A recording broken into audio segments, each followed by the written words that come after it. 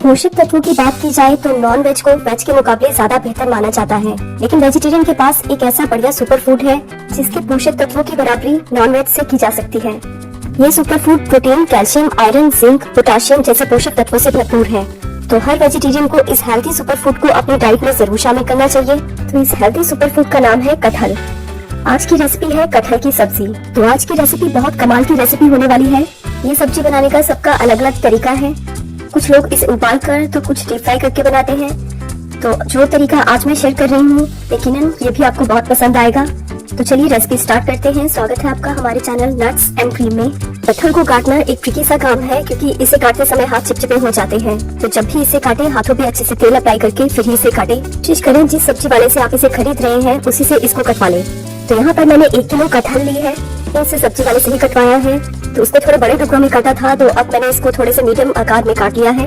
कटहल को काटते समय इस बात का ध्यान रखें, इसे ना ज्यादा बड़े और ना ही ज्यादा छोटे टुकड़ों में काटें, क्योंकि टुकड़े बड़े होने पर अच्छे से सॉफ्ट नहीं होंगे और छोटे होने पर जब हम इसे डीप फ्राई करेंगे तो ये बहुत जल्दी श्रिंक हो जाएंगे और खाने में बहुत ही ड्राई से लगेंगे।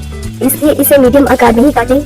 कटहल को मैंने अच्छे से धोकर इस तरह परात में फैला दिया है ताकि ये अच्छे से सूख जाए। तो इसे कम से कम 1 घंटा सूखने दें। जब तक कटहल सूख रही है तब तक हम इसके तड़के की तैयारी कर लेते हैं। तो 2 मीडियम साइज के प्याज को थोड़े मोटे टुकड़ों में काट लिया है।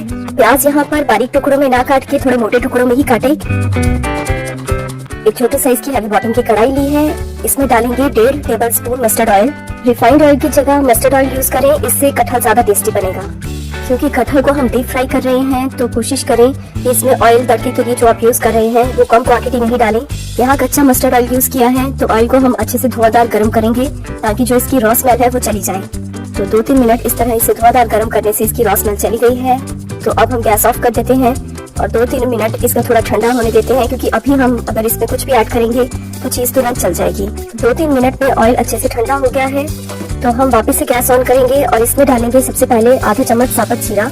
जीरा डालने के बाद अब हम इसमें डालेंगे 1 चुटकी अजवाइन। तो 1-2 मिनट के लिए इन दोनों चीजों को अच्छे से भून लेते हैं।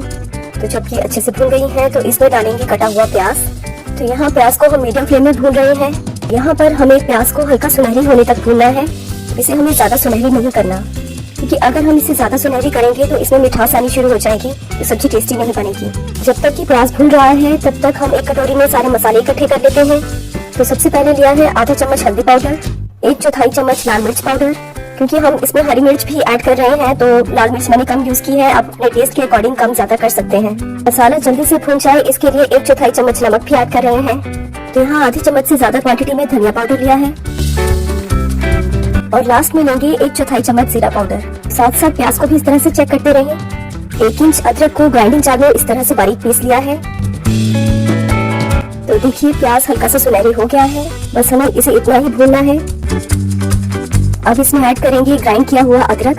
तो अदरक डालने के बाद साथ ही 2 मीडियम साइज टमाटर जिनको थोड़े बारीक टुकड़ों में काटा है और 3 कटी हुई हरी मिर्च। इन सब चीजों को हम ऐड कर देंगे कढ़ाई में। सब चीजों को अच्छे से मिक्स कर दें और इसे ढक के 4-5 मिनट के लिए पकाएंगे जब तक कि टमाटर सॉफ्ट नहीं हो जाते। 5 मिनट बाद टमाटर इस तरह से बढ़िया से सॉफ्ट हो गए हैं। तो देखिए हम इन्हें इस तरह से मैश कर रहे हैं, ये बढ़िया से मैश हो रहे हैं। तो इस स्टेज पे डालेंगे जो हमने कटोरी में मसाले इकट्ठा करके रखे थे उनको। तो मसालों को बढ़िया से मिक्स कर लें। तो मसालों को टमाटर के साथ हम 2-3 मिनट के लिए पकाएंगे। तो वापस से हम कढ़ाई को ढक देते हैं। तो जब तक 2-3 मिनट के लिए मसाले पक रहे हैं तो हम इस तरह कढ़ाई के ढक्कन के ऊपर आधा चम्मच कस्तूरी मेथी को इस तरह से फैला देते हैं।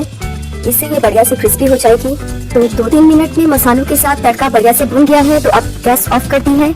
इसलिए तड़का जब भून जाए तो ढक्कन को आप इस तरह से सकट रख दें और जब ढक्कन थोड़ा सा ठंडा हो जाए तो कस्तूरी मेथी इस तरह ऊपर से उठा लें। क्योंकि अगर हम इसे किसी प्लेट पर पलटते हैं तो ढक्कन के इस साइड भाप की वजह से जो पानी रहता है उससे कस्तूरी मेथी पलटते समय वापस से गीली हो जाएगी। मेथी को ढक्कन के ऊपर से इस तरह से उठा लेंगे तो ये इतनी क्रिस्पी हो चुकी है कि जरा सा मसलने पर ही इसका पाउडर बन रहा है। तो कस्तूरी मेथी का बढ़िया से पाउडर बन चुका है।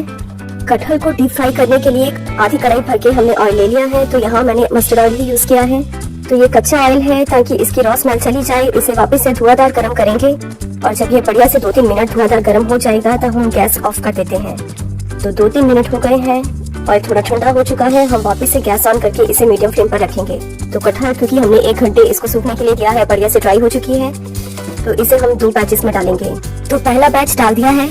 कटहल को हमें हल्का सा गोल्डन ब्राउन कलर आने तक फ्राई करना है, क्योंकि यदि आप कटहल को ज्यादा सुनहरी करेंगे तो ये बहुत ही हार्ड हो जाएगी। मीडियम फ्लेम पर ही आप ये काम करें तो इस प्रोसेस में 5-10 मिनट आराम से लग जाएंगे। तो पहला बैच हल्का सुनहरी हो चुका है, तो इसे निकाल लेते हैं। कोई बड़े साइज की चिलमची या परात ले लें, उस पे इस तरह से टिश्यू पेपर रख दें। तो ये इस तरह से भाई वाली छलनी नहीं है, तो इस तरह छलनी को छिड़क कर हम जो एक्स्ट्रा ऑयल है वो निकाल लेंगे और बाकी का बचा ऑयल ये टिश्यू पेपर एब्जॉर्ब कर लेगा। तो दोनों बैचेस को हल्का सुनहरी होने तक फ्राई कर लिया है। कटहल फ्राई करने के बाद सारा एक्स्ट्रा ऑयल कढ़ाई में से निकाल दिया है। तो इसी सेम कढ़ाई में हम फ्राई की हुई कटहल डालेंगे और साथ ही ऐड करेंगे तड़का। तड़का डालने के बाद इसमें डालेंगे नमक। तो आप अपने स्वाद अनुसार नमक डालें, तो मैं यहाँ 1.5 चम्मच नमक डाल रही हूँ। साथ ही डाला है 4 टेबलस्पून पानी। तड़का मसाले सब कुछ अच्छे से मिक्स हो जाए। सब चीजों को अच्छे से मिक्स कर देते हैं और इसे हम ढक के पकाएंगे। इसे हम तब तक पकाएंगे जब तक कि कटहल बढ़िया से सॉफ्ट नहीं हो जाती। यहाँ पर गैस की फ्लेम को लो टू मीडियम के बीच में रखें। तो इस सारे प्रोसेस में 10-15 मिनट आराम से लग जाएंगे। तो बीच बीच में इसे चेक करते रहें। यदि आपको जल्दी है तो ये काम आप प्रेशर कुकर में कर सकते हैं। प्रेशर कुकर में 4 टेबलस्पून पानी डालकर आप इसे 2 विसल आने तक पकाएं। ये बढ़िया से सॉफ्ट हो जाएगी। तो 15 मिनट बाद इसे चेक किया है, ये बढ़िया से सॉफ्ट हो चुकी है। अब गैस ऑफ कर देते हैं। अब लास्ट में हम इसमें डालते हैं कसूरी मेथी, जिसका कि हमने पाउडर बना के रखा था, और इसी के बीच में हम ऐड कर देंगे आधा चम्मच गरम मसाला और साथ ही फ्रेश कटा हुआ हरा धनिया जो 2 टेबलस्पून के लगभग है, इसे भी ऐड कर देते हैं। इन सब चीजों को अच्छे से मिक्स करके तो वापस से 10 मिनट के लिए इसे ढक देते हैं। ध्यान रहे गैस ऑफ ही है। तो 10 मिनट बाद फाइनली इसे सर्व कर लिया है। तो देखिए देखने में ही कितनी बढ़िया लग रही है ना ढाबा स्टाइल कटहल। देखने में ही नहीं, स्वाद में भी ये ढाबा स्टाइल ही है। तो इस रेसिपी को एक बार जरूर ट्राई कीजिएगा।